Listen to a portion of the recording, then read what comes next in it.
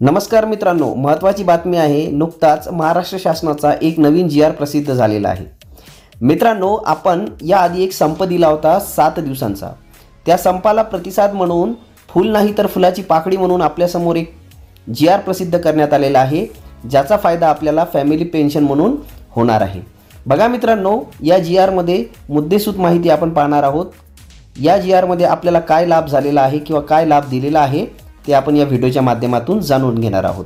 चॅनलवर तुम्ही नवीन असाल तर चॅनलला सबस्क्राइब करा, सोबतच बेल आयकॉनला प्रेस करा, जेणेकरून असेच महत्त्वाचे व्हिडिओ तुमच्यापर्यंत लवकरात लवकर पोहोचत जातील।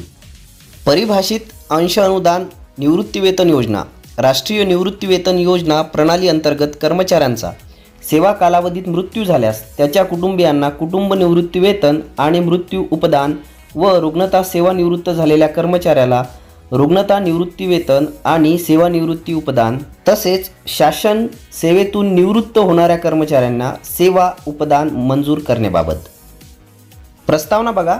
वित्त विभाग शासन निर्णय दिनांक 31/10/2005 व दिनांक 27/8/2014 अन्वये दिनांक 1/11/2005 रोजी किंवा त्यानंतर शासन सेवेत नियुक्त होणाऱ्या कर्मचाऱ्यांना अनुक्रमे नवीन परिभाषित अंशदान निवृत्तीवेतन योजना व राष्ट्रीय निवृत्तीवेतन प्रणाली लागू करण्यात आली आहे। परिभाषित अंशदान निवृत्तीवेतन योजना राष्ट्रीय निवृत्तीवेतन प्रणाली लागू असलेल्या कर्मचाऱ्यांना महाराष्ट्र नागरी सेवा म्हणजेच निवृत्तीवेतन नियम 1982 महाराष्ट्र नागरी सेवा निवृत्तीवेतनाचे अंश राशीकरण नियम 1984 व सर्वसाधारण भविष्य निर्वाह निधीचे लाभ अनुज्ञेय ठरणार नाहीत। 2 नंबर, तदनंतर केंद्र शासनाच्या संदर्भ क्रमांक 7 येथील central civil service implementation of national pension system rules 2021 दिनांक 30/03/2021 अन्वये केंद्र शासनाच्या सेवेतील राष्ट्रीय निवृत्तीवेतन प्रणाली अंतर्गत कर्मचाऱ्याचा सेवेत कार्यरत असताना मृत्यू झाल्यास त्याच्या कुटुंबास कुटुंब निवृत्तीवेतन अथवा रुग्णता सेवानिवृत्त झालेल्या कर्मचाऱ्यास रुग्णता निवृत्तीवेतन अनुदेय केले आहे। तसेच केंद्र शासनाच्या संदर्भ क्रमांक 8 येथील central civil service payment of gratuity under national pension system rule 2021 दिनांक 30/9/2021 अन्वये केंद्र शासनाच्या सेवेतील राष्ट्रीय निवृत्तीवेतन प्रणाली अंतर्गत कर्मचाऱ्याचा सेवेत कार्यरत असताना मृत्यू झाल्यास त्याच्या कुटुंबाला मृत्यू उपदान, रुग्णता सेवानिवृत्त झालेल्या कर्मचाऱ्यास सेवा उपदान तसेच शासन सेवेतून निवृत्त होणाऱ्या कर्मचाऱ्यांना सेवा उपदान अनुदेय केले आहे। 3 नंबर, केंद्र शासनाच्या वरील निर्णयाच्या धर्तीवर राज्य शासनाच्या सेवेतील परिभाषित अंशदान निवृत्तीवेतन योजना किंवा राष्ट्रीय निवृत्तीवेतन प्रणाली लागू असलेल्या कर्मचाऱ्यांचा सेवा कालावधीत मृत्यू झाल्यास त्याच्या कुटुंबाला कुटुंब निवृत्तीवेतन आणि मृत्यू उपदान व रुग्णता सेवानिवृत्त झालेल्या कर्मचाऱ्याला रुग्णता निवृत्तीवेतन आणि सेवा उपदान तसेच शासन सेवेतून निवृत्ती होणाऱ्या कर्मचाऱ्यांना सेवा उपदान मंजूर करण्याची बाब शासनाच्या विचाराधीन होती।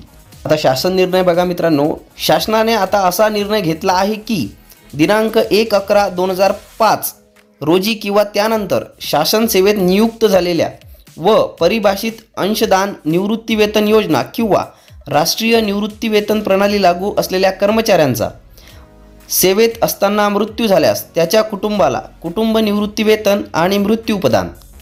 2 नंबर बघा, रुग्णता सेवानिवृत्त झालेल्या कर्मचाऱ्याला रुग्णता निवृत्तीवेतन आणि सेवा उपदान लागू करण्यात येत आहे। त्यानुसार सदर कुटुंब निवृत्तीवेतनधारकास व रुग्णता निवृत्तीवेतनधारकास महाराष्ट्र नागरी सेवा निवृत्तीवेतन नियम 1982 मधील तरतुदीप्रमाणे कुटुंब निवृत्तीवेतन किंवा रुग्णता निवृत्तीवेतन लागू होईल। तसेच शासन सेवेतून निवृत्त होणाऱ्या कर्मचाऱ्यांना सेवा उपदान लागू करण्यात येत आहे।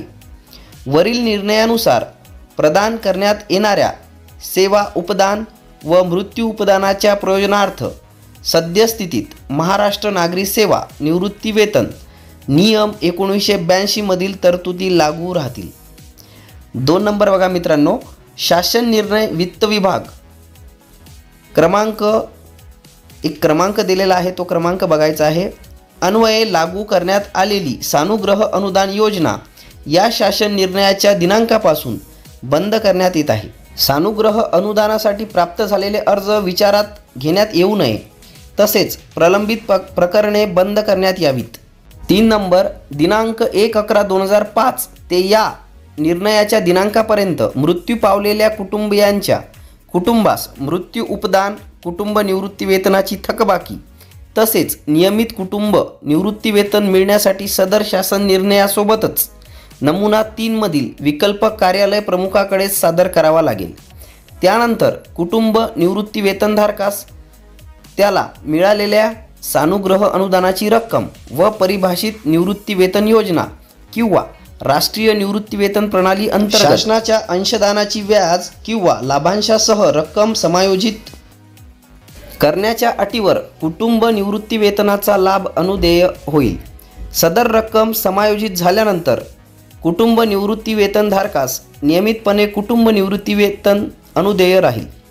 4 नंबर, राष्ट्रीय निवृत्ती वेतन प्रणाली अंतर्गत सध्या कार्यरत असलेल्या व यापुढे शासकीय सेवेत नियुक्त होणाऱ्या कर्मचारी यांना त्यांच्या सेवेत असताना मृत्यू झाल्यास किंवा रुग्णता सेवानिवृत्त झाल्यास महाराष्ट्र नागरी सेवा निवृत्ती वेतन नियम 1982 प्रमाणे कुटुंब निवृत्ती वेतन किंवा रुग्णता निवृत्ती वेतन अनुदेय करण्याबाबत अथवा राष्ट्रीय निवृत्ती वेतन प्रणाली अंतर्गत त्याची कायम निवृत्ती वेतन लेखा क्रमांक म्हणजेच PRAN मध्ये जमा असलेली संचित रक्कम निवृत्ती वेतन निधी विनियामक व विकास प्राधिकरण यांनी वेळोवेळी निर्गमित केलेल्या आदेशानुसार अनुक्रमे कुटुंबास किंवा त्याला मिळण्याबाबतचा सोबतचा नमुना क्रमांक 2 मध्ये विकल्प कार्यालय प्रमुखाकडे सादर करावा.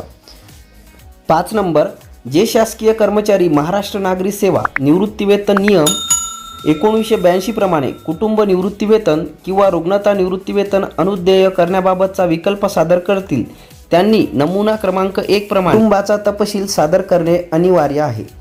6 नंबर, राष्ट्रीय निवृत्ती वेतन प्रणाली लागू केलेल्या सर्व कर्मचाऱ्यांनी शासन निर्णयाच्या दिनांकापासून 1 महिन्याच्या आत वरील परिच्छेद क्रमांक 4 प्रमाणे विकल्प देणे बंधनकारक राहील. तसेच यापुढे शासन सेवेत नियुक्त होणाऱ्या कर्मचाऱ्यांनी उपरोक्तप्रमाणे विकल्प शासन सेवेत नियुक्त झाल्यावर 8 दिवसाच्या आत सादर करणे आवश्यक राहील.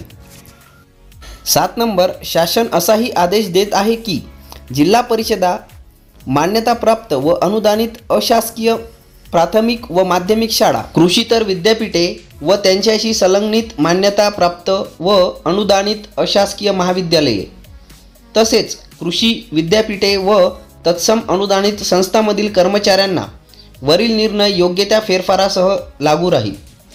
मात्र याबाबत स्वतंत्र आदेश संबंधित मंत्रालयीन प्रशासकीय विभागांनी निर्गमित करण्याबाबतची कार्यवाही त्यांच्या स्तरावरून करावी.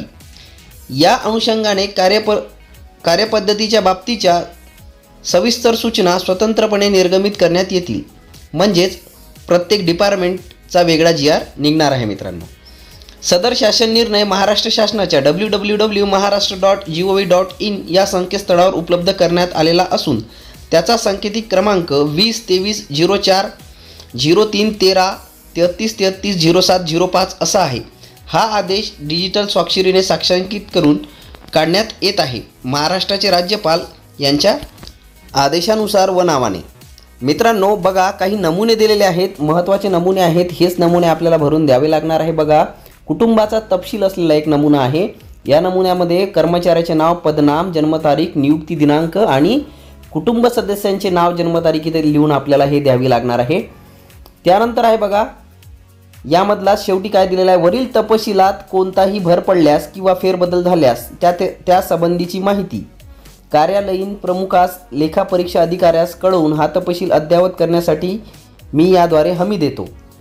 कर्मचाऱ्याची सही दिलेली आहे आणि खाली दिलेला आहे बघा, या योजनेसाठी कुटुंब याचा अर्थ महाराष्ट्र नागरी सेवा निवृत्ती वेतन नियम 1982 यातील नियम 116(16) या व्याख्या केल्याप्रमाणे असलेले कुटुंब असं आहे. टिप: पती व पत्नी यांच्यामध्ये अनुक्रमे न्यायिक फारकत घेतल्याचा पत्नीचा व पतीचा समावेश होतो. त्यानंतर आहे नमुना क्रमांक 2. सेवेत असताना शासकीय कर्मचारी विकलांगतेमुळे शासकीय सेवेकरिता असमर्थ ठरल्यास किंवा मृत्यू पावल्यास त्याला अनुदेय लाभ मिळण्याबाबतचा विकल्प.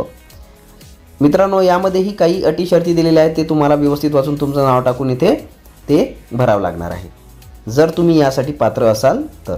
नमुना 2 साठी कार्यालयीन प्रमुख यांनी भरावयाचा एक नमुना इथे दिलेला आहे. मित्रांनो, तो नमुना कार्यालयीन प्रमुखाकडून भरून आपल्याला जमा करावा लागणार आहे. नमुना क्रमांक 3 आहे. परिभाषित अंशदान निवृत्तीवेतन योजना किंवा राष्ट्रीय निवृत्तीवेतन प्रणाली लागू असलेल्या कर्मचाऱ्यांना दिनांक 1/11/2005 ते आजपर्यंतच्या कालावधीत रुग्णता सेवानिवृत्त झालेल्या कर्मचाऱ्यांनी किंवा मृत्यू झालेल्या कर्मचाऱ्यांच्या कुटुंबियांनी द्यावयाचा विकल्प. हा एक नमुना आहे मित्रांनो, 3ऱ्या नंबरचा जो नमुना आहे. त्यानंतर बघा यामध्ये काय दिलेलं आहे. एक रुग्णता निवृत्त झालेल्या कर्मचाऱ्यांची स्वाक्षरी किंवा निवृत्तीवेतन धारकाची स्वाक्षरी. मित्रांनो, हा GR तुम्हाला डाउनलोड करायचा असेल तर डिस्क्रिप्शनमध्ये आपण लिंक दिलेली आहे, तिथून तुम्ही हा GR डाउनलोड करू शकता. तसेच मित्रांनो, हा व्हिडिओ तुम्हाला आवडला असेल किंवा तुम्हाला महत्त्वाचा वाटला असेल तर हा व्हिडिओ तुम्हाला शेअर करायचा आहे आणि व्हिडिओला लाईक करायचा आहे. खूप खूप धन्यवाद. अशाच नवनवीन व्हिडिओ पाहण्यासाठी आमच्या चॅनलला नक्की सबस्क्राईब करा.